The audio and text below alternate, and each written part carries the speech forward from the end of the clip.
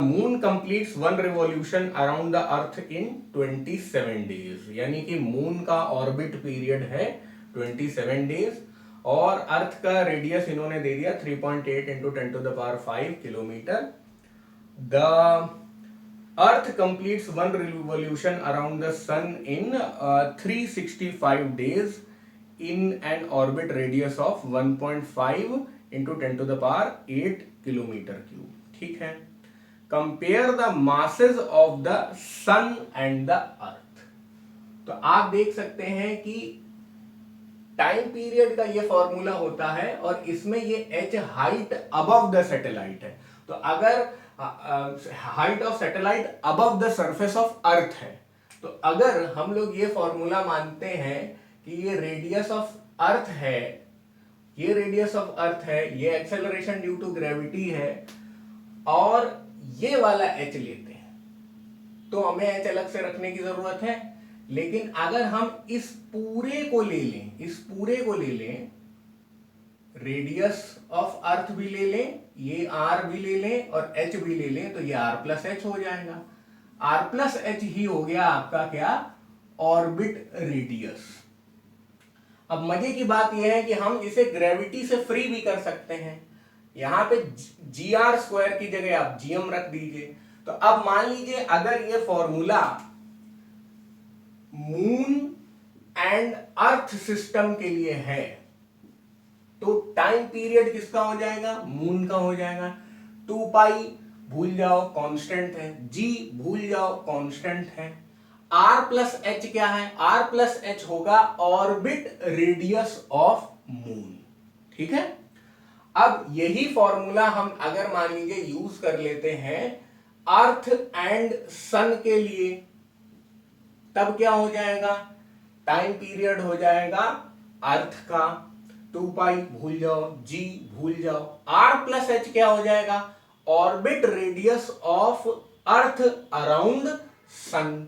ठीक है, m क्या हो जाएगा, मास ऑफ सन। तो अब आप समझ सकते हैं कि टाइम पीरियड दो चीजों पे डिपेंड कर रहा है, ऑर्बिट रेडियस पे और मास पे। ठीक है, तो अब अगर यहां पे हम लोग प्रोपोर्शनैलिटी के हिसाब से करें तो T1/T2 आ जाएगा r plus H. r plus H को अब मैं ro लिखे दे रहा हूं, ऑर्बिट रेडियस। ठीक है, ro1 और ro2 या r1 r2 लिख देते हैं यार, ro1 मजा नहीं आ रहा।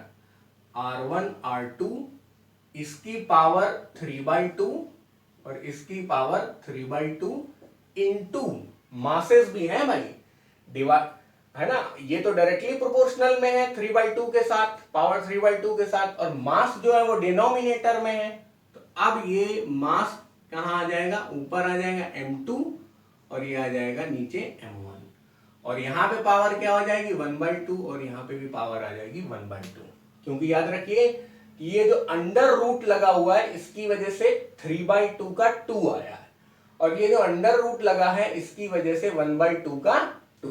ओके, तो अब आप देख सकते हैं T is directly proportional to orbit radius. r plus H जो मैंने लिया उसमें ऑर्बिट रेडियस शामिल है, तो इसीलिए मैंने r1 r2 नाम दे दिया। यहाँ पे ऐसा नहीं हो रहा है कि r से मैंने r1 r2 कर दिया है, यहाँ पे r प्लस एच में ही r1 शामिल है, r1 के अंदर r प्लस एच शामिल है। जो मैंने यहाँ पे बताया था कि रेडियस और हाइट दोनों जोड़ दें तो उसे एक नाम बोल देंगे ऑर्बिट रेडियस।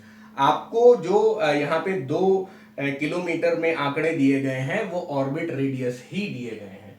तो इधर से आप समझ सकते हैं T is directly proportional to the under root of r cube. ये वैसे भी केपलर्स लॉ से भी आ रहा है, और साथ ही साथ T is directly proportional to the under root of 1/m। m यहाँ पे मास आ गया, तो मासेस को भी हम लोगों ने इंक्लूड कर दिया। एक और हम लोग ने अच्छा काम क्या किया कि भाई ये 1/2 परेशान कर रहा था बच्चों को, तो इसको स्क्वायर कर लिया। स्क्वायर करने से पावर 3 आ गई और T² proportional to r cube वाला आ गया और m2/m1 आ गया।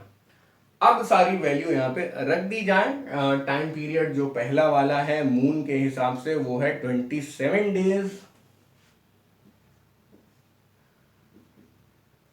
डेज में आप 24 कर लीजिए, 3600 सब कुछ सेकेंड तक जाएगा। और दूसरा टाइम पीरियड जो है वो है 365 डेज, तो 365 डेज में भी 24 और 3600, तो ये तो बढ़िया हो जाएगा, यहाँ पे सब कुछ कट जाएगा, मामला सेम यूनिट पे है।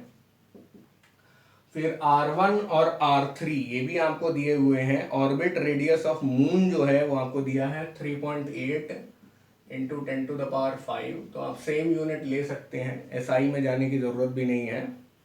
और फिर जो सन के हिसाब से है, अच्छा R3 क्यों कर रहे हैं, R2 ही करिए।